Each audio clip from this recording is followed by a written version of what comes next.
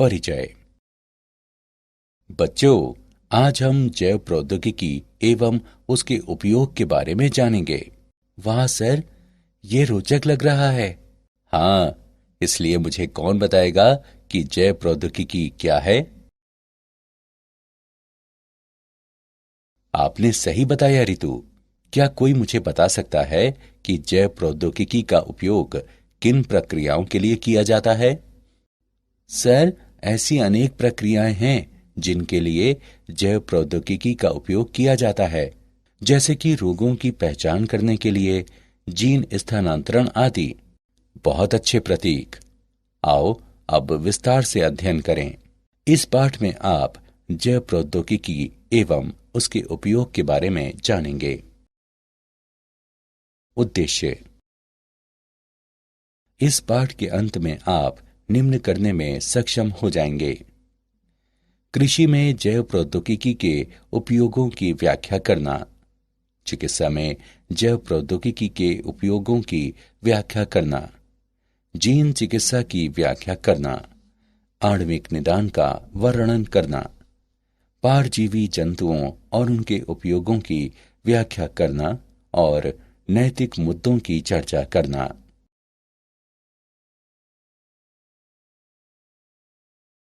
कृषि में जैव प्रौद्योगिकी का उपयोग। विशिष्ट उपयोगों हेतु किसी उत्पाद को बनाने या रूपांतरित करने, पौधों या जंतुओं में सुधार करने के लिए जीवाणु, वायरस, कवक, यीस्ट, जंतु कोशिका, पादप कोशिका आदि जैसे सजीव जीवों का उपयोग करने वाली प्रौद्योगिकी के रूप में जैव प्रौद्योगिकी को विस्तार से परिभाषित किया जाता है। कृषि में जैव प्रौद्योगिकी एक कारगर तरीका है जिसके द्वारा उन फसलों को तैयार किया जाता है जो हमारे बदलते वातावरण में बेहतर प्रदर्शन कर सकें। इनमें से कुछ पीड़क प्रतिरोधी, शाकनाशी प्रतिरोधी, सूखा प्रतिरोधी, लवण सहनशील, ऊष्मा प्रतिरोधी फसलों का विकास शामिल है। जब प्रयोगशाला में एक जीव के जीन को दूसरे जीव को सुधारने या परिवर्तित करने के लिए अभिप्राय पूर्वक स्थानांतरित किया जाता है तो आनुवंशिकता रूपांतरित जीव यानी जीएमओ का निर्माण होता है।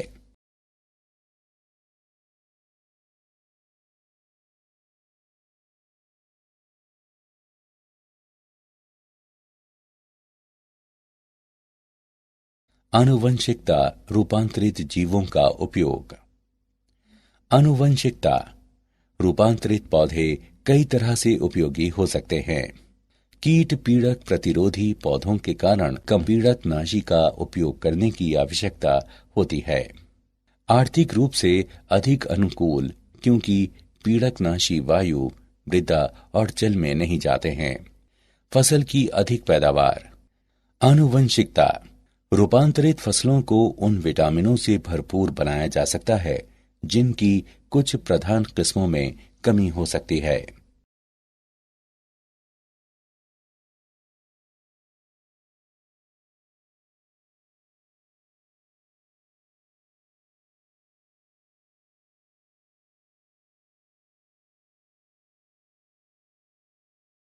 कृषि में जैव प्रौद्योगिकी का उपयोग। बीटी कपास। बैसिलस थोरिनजिएंसिस द्वारा उत्पन्न क्राई प्रोटीन विभिन्न कीट पीड़कों के विरुद्ध प्रभावित जैव कीटनाशक होते हैं। क्राई जीव विषों को डिंब आंत्र ल्यूमेन में सक्रिय प्राग जीव विष के रूप में उत्पन्न किया जाता है। जीव विष आयनिक छिद्रों को बनाने वाली कला में स्वल्प लकन और अंतर्वेशन को प्रेरित करने वाले ग्राहियों से जुड़ जाते हैं जो कोशिकाओं और डिंब को मार देते हैं।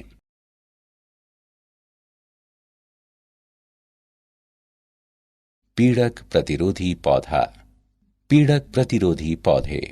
कीटों का हमला एक गंभीर कृषि समस्या है जिससे उपज काफी कम हो जाती है और उत्पादन गुणवत्ता घट जाती है। कीटों के कारण खेतों में और साइलों में भंडारण के दौरान नुकसान हो सकता है। प्रत्येक वर्ष कीट दुनिया भर की खाद्य फसलों का लगभग 25% भाग नष्ट कर देते हैं। आरएनए अंतःक्षेप द्वारा विशिष्ट जीन को निष्क्रिय करना इस समस्या का वांछनीय प्राकृतिक समाधान है। द्विसूत्री आरएनए मध्यवर्ती अंतःक्षेप आरएनएआई जीवों में जीन अभिव्यक्ति को निष्क्रिय करने की सरल और तीव्र विधि है। किसी जीन का निष्क्रिय होना आरएनए का छोटे छोटे आरएनए में निम्नीकरण का परिणाम है, जो समजात दूत आरएनए को लक्षित करने के लिए रिबोन्यूक्लिएज को सक्रिय करते हैं। औषधियों में जैव प्रौद्योगिकी का उपयोग। आनुवंशिकता निर्मित इंसुलिन। इंसुलिन एक हार्मोन है जो अग्नाशय द्वारा उत्पन्न होता है और जो ग्लूकोज के स्तर को नियंत्रित करता है।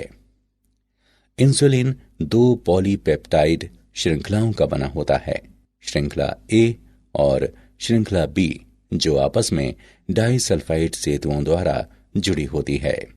बीटा कोशिकाओं में इंसुलिन प्राक हार्मोन कन्वर्टेज तथा एक्सोप्रोटीएज कार्बोक्सी पेप्टाइडेज ई कहलाने वाले प्रोटीन अपघटक एंजाइम की क्रिया द्वारा प्राक इंसुलिन पूर्ववर्ती अणु से संश्लेषित होता है। प्राक इंसुलिन के ये रूपांतरण अणु के केंद्रीय भाग अर्थात सी पेप्टाइड को प्राक इंसुलिन के सी और एन अंतस्थ सिरों से हटा देते हैं। शेष पॉलीपेप्टाइड पी और ए श्रृंखलाएं आपस में डाइसल्फाइड बंधों द्वारा जुड़ी होती हैं। परिपक्व इंसुलिन में सी पेप्टाइड उपस्थित नहीं होता है। जीन चिकित्सा। आनुवंशिक दोषों को सही करने के क्रम में अनुपस्थित या दोषपूर्ण जीन की जगह कोशिकाओं में सामान्य जीनों को प्रवेश कराना जीन चिकित्सा कहलाती है। एक कोशिका के जीनोम में नया जीन प्राप्त करने के लिए इसे संवाहक कहलाने वाले एक अणु में किया जाना चाहिए।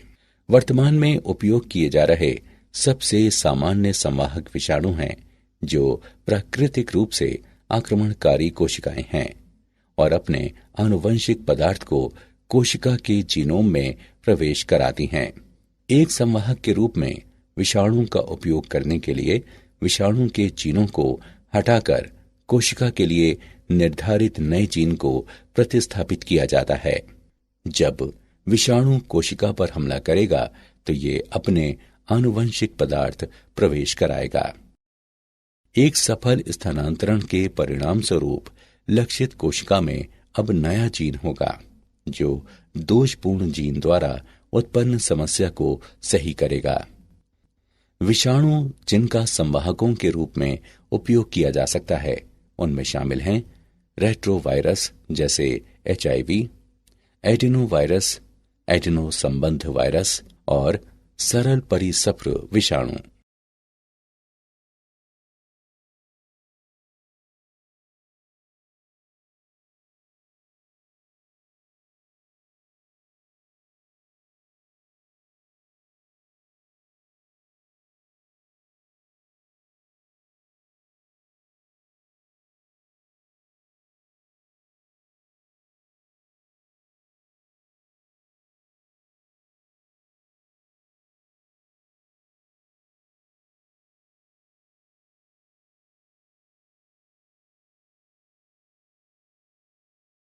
आणविक निदान। किसी ऊतक या तरल में प्रोटीन, DNA, RNA जैसे अणुओं के अध्ययन द्वारा रोगों की पहचान करने की प्रक्रिया आणविक निदान कहलाती है। आणविक निदान और चिकित्सा है रोगों के आणविक कारणों का पता लगाने, निगरानी और उपचार करने में उन्नत, विशिष्ट जनसंख्याओं की ओर औषध विकास और लक्षित औषधियों के मार्गदर्शन के लिए बायोमार्कर का उपयोग, औषध प्रतिक्रिया, औषध उपापचय, प्रतिकूल प्रभाव और रोग प्रगति को प्रभावित करने वाली आनुवंशिक विभिन्नताएं, औषध या नैदानिक संयोजन का विकास और चिकित्सीय उपयोग, उभरती हुई फार्मेकोजिनोमिक और आणविक नैदानिक प्रौद्योगिकी, नैदानिक और व्यक्तिगत चिकित्सा में विनियामक मुद्दे।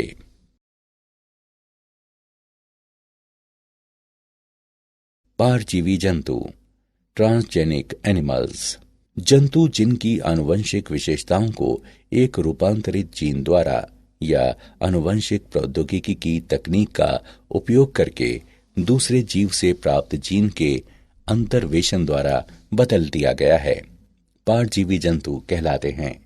परजीवी जंतुओं के उत्पादन के सामान्य कारण हैं। कुछ परजीवी जंतुओं का विशिष्ट आर्थिक लक्षणों के लिए उत्पादन किया जाता है।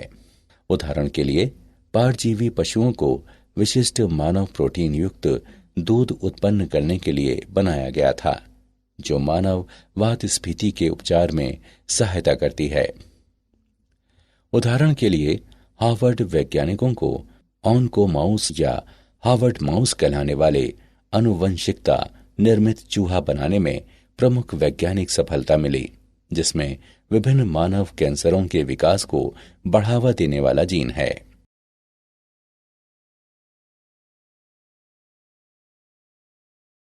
परजीवी जंतुओं का उपयोग।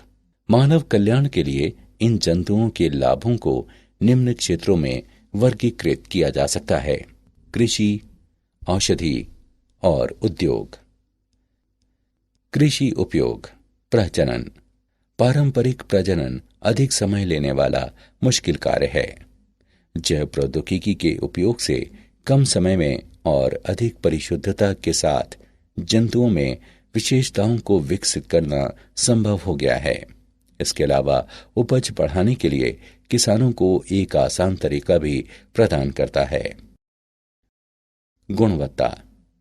परजीवी गायें अधिक दूध उत्पन्न करती हैं या कम लैक्टोज या कोलेस्ट्रॉल वाला दूध उत्पन्न करती हैं।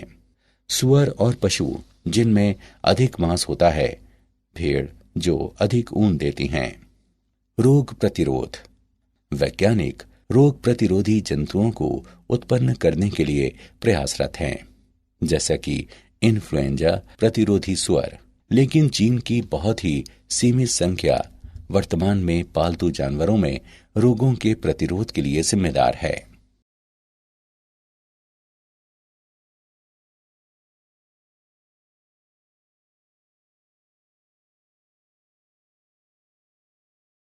चिकित्सा उपयोग। जीनो ट्रांसप्लांटेशन। परजीवी स्वर प्रत्यारोपण अंगों की कमी को पूरा कर सकते हैं। पोषण संपूरक और औषधियां। इंसुलिन, वृद्धि हार्मोन और रुधिर स्कंदन रोधी कारकों को परजीवी गाय, भेड़ या बकरी के दूध से शीघ्र ही प्राप्त किया जा सकता है या पहले से ही प्राप्त किया जा चुका है। मानव जीन चिकित्सा। मानव जीन चिकित्सा में जीन की दोषपूर्ण प्रतिलिपियों वाले व्यक्ति के जीनोम से जीन की सामान्य प्रतिलिपि जोड़ना शामिल है। 5000 नामित आनुवंशिक रोगों के उपचार की संभावना बहुत अधिक है और परजीवी जंतु एक महत्वपूर्ण भूमिका निभा सकते हैं। औद्योगिक उपयोग। सन 2001 में कनाडा में नेक्सिया जैव प्रौद्योगिकी के 2 वैज्ञानिकों ने दूध पिलाने वाली बकरियों की कोशिकाओं में स्पाइडर जीन को आपस में जोड़ दिया। बकरियों ने अपने दूध के साथ रेशम निर्माण आरंभ कर दिया और बाल्टी में अपने शरीर से महीन रेशम के सूत्रों को स्रावित किया। दूध से पॉलीमर सूत्रों को निकालकर और उनको धागों में बुनकर वैज्ञानिक एक हल्का, कठोर, लचीला पदार्थ बना सकते हैं, जिसका उपयोग सैन्य वर्दी, चिकित्सा में सूक्ष्म सीवन और टेनिस रैकेट के तार जैसे अनुप्रयोगों में उपयोग किया जा सकता है।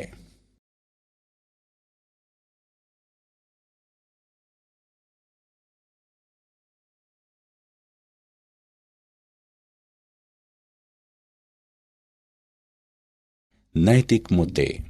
जीवों के आनुवंशिक रूपांतरण के तब अप्रत्याशित और अवांछनीय प्रभाव हो सकते हैं जब ऐसे जीवों को पारिस्थितिकी तंत्र में सन्निविष्ट कराया जाता है।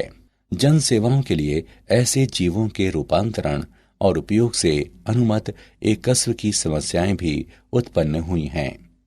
इसलिए भारत सरकार ने संगठन स्थापित किए हैं जो आनुवंशिक रूपांतरण की वैधानिकता और जनसेवा के लिए आनुवंशिकता रूपांतरित जीवों के सन्निवेश की सुरक्षा के बारे में निर्णय लेने के लिए अधिकृत हैं। ऐसा ही एक संगठन आनुवंशिक अभियांत्रिकी संतुति समिति यानी GEAC है। सन 2001 और 2002 में भारत में 93 मिलियन टन चावल का उत्पादन हुआ और 2011 और 2012 तक सरकार का लक्ष्य 129 मिलियन टन चावल उत्पादन का है। बायोपायरेसी। बायोपायरेसी प्राकृतिक रूप से पाई जाने वाली जैव रासायनिक या आनुवंशिक सामग्री का व्यावसायिक रूप से उपयोग करने की कार्यप्रणाली है, विशेषकर एकस्व प्राप्त करके जो उस समुदाय जिससे ये उत्पन्न हुई है उसको उचित मुआवजे का भुगतान करने में विफल रहने पर भविष्य में इसके उपयोग को प्रतिबंधित करती है। भारत में उगने वाला बासमती चावल अपने विशिष्ट स्वाद और सुगंध के लिए मशहूर है, लेकिन एक अमेरिकी कंपनी ने अमेरिकन एकस्व व ट्रेडमार्क कार्यालय द्वारा एकस्व अधिकार प्राप्त कर लिया था। इस कंपनी ने भारतीय किस्मों को अर्धबौनी किस्मों से संकरण कराकर बासमती की नई किस्म विकसित की। क्या आप जानते हैं, अमेरिकी शोधकर्ताओं ने एक प्रणाली विकसित की है जिसमें नीले प्रकाश को सक्रिय करके किसी भी वांछित जीन को प्राप्त किया जा सकता है तथा टर्न ऑन या टर्न ऑफ कर सकते हैं, जो जैव प्रौद्योगिकी और चिकित्सा में अनुसंधान के लिए हो सकते हैं। यह पहली बार है जब डीएनए के विशिष्ट खंडों को टर्न ऑन या टर्न ऑफ किया गया है। उन्होंने अमेरिकन केमिकल सोसाइटी के जर्नल में प्रकाशित अपने शोध पत्रों में प्रकाश की तीव्रता का उपयोग करके जीन अभिव्यक्ति के स्तर को अनुकूल बनाने के बारे में जानकारी भी दी है। सारांश। आइए हमने जो कुछ सीखा है उसे संक्षेप में दोहराएं।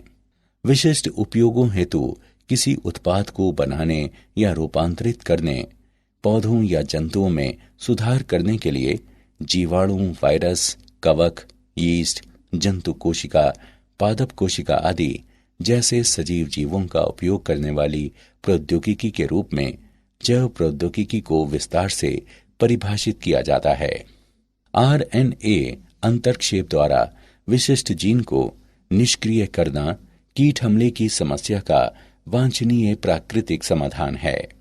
आनुवंशिक दोषों को सही करने के क्रम में अनुपस्थित या दोषपूर्ण जीन की जगह कोशिकाओं में सामान्य जीनों को प्रवेश कराना जीन चिकित्सा कहलाती है। किसी ऊतक या तरल में प्रोटीन, DNA, RNA जैसे अणुओं के अध्ययन द्वारा रोगों की पहचान करने की प्रक्रिया आणविक निदान कहलाती है।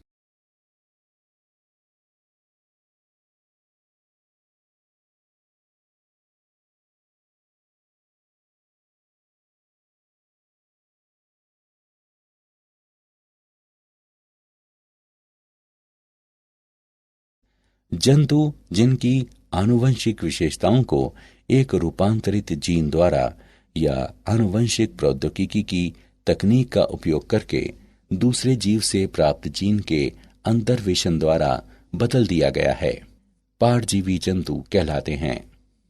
भारत सरकार ने संगठन स्थापित किए हैं जो आनुवंशिक रूपांतरण की वैधानिकता और जन सेवा के लिए आनुवंशिकता रूपांतरित जीवों के सन्निवेश की सुरक्षा के बारे में निर्णय लेने के लिए अधिकृत हैं।